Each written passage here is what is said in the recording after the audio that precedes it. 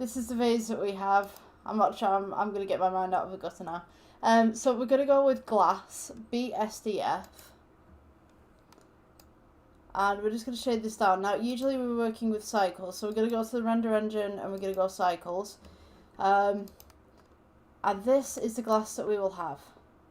So you can see that we've got some glass going on right here. I'm just going to change this lamp to a sun, so we can see a little bit better, and then I'm just going to pull it back a little. And then I'm going to put a plane, so you guys can see this a little bit better. So this is the glass BSDF that's on screen right now. This is so that your object is glass. So what essentially you could do to make it look a little bit more glassy, I mean, you could put some more suns in here and some more lighting. So you've kind of got that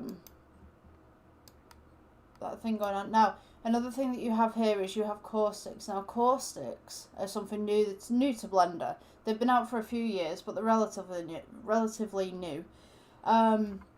They basically make better shadows. So if you click Shadow Caustics, they'll make more detailed shadows. They'll basically do anything for glass. They'll do anything for water. So if you've ever been to the swimming pool and you've gone under the water and you see all those waves and ripples that the light's creating from above, this is what caustics will do.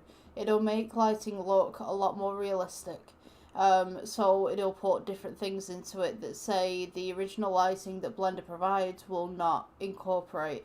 So something else that you want to take into consideration as well is not only do you need to put your caustics on your lighting, but you also need to put your caustics on your objects so that they refract in the correct manner as well.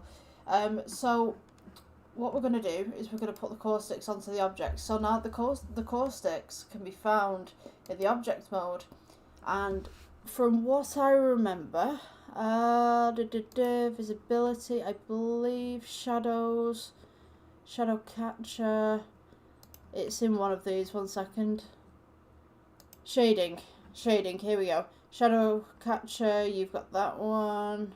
I'm pretty sure.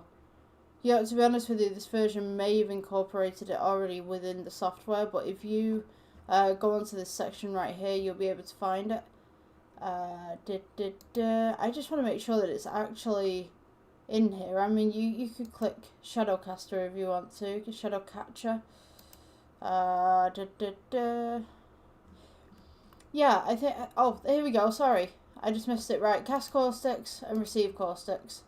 Okay, so this is the object mode. You want caustics, you want the shadow, the display, shading. So what we're going to do is we've done the background for caustics. We're going to do the object for caustics now. I knew I wasn't going crazy. It was somewhere. So cast caustics and receive caustics. Now, if I take one of these lights and I just turn it down a little bit, go to the light bulb section. Just turn that down a little bit, and then we turn this one down a little bit. I'm going to put this one as 500. Yes. I think this is too bright. One of these is really, really bright. Let's see, 100. See if that affects it. This is super bright. That's the blue one, the white one. Let's go with 50.